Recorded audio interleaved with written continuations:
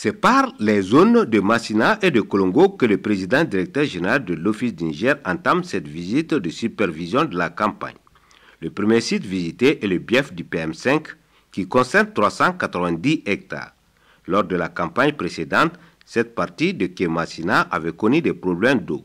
Mais cette année, grâce à des travaux sur le canal principal, le débit a été augmenté et aujourd'hui, le taux de mise en valeur se situe à plus de 94%. De Kémassina à Kolongo, la délégation a visité plusieurs champs et de façon générale, la campagne se déroule normalement. Cette année, Dieu merci. Mais nous n'avons pas eu l'engrais à temps. J'utilise la fumure organique chaque année. Je gagne plus de 100 sacs à l'hectare.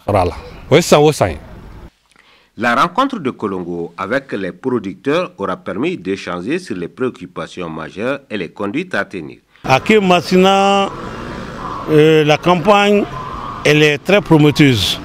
Il n'y a pas de crise d'eau, mais ce que je déplore à Massina, il faut que je le dise, après avoir investi plus de 15 millions dans les réseaux, il y a toujours le vandalisme qui continue, c'est-à-dire ils ont perforé les réseaux, ce qui rend l'irrigation très difficile. Sinon, d'une manière générale, la campagne se porte très bien. Le riz vraiment a une physionomie très bonne et le riz est au stade de talage, et répliquage et d'autres sont en train toujours de labourer et de faire le semis. Donc avec des variétés actives, ils ne sont pas en retard. Notons que dans ces deux zones, les superficies mises en culture au cours de cette campagne s'élèvent à 40 677 hectares en casier et hors casier pour une production attendue de près de 242 000 tonnes de riz paddy.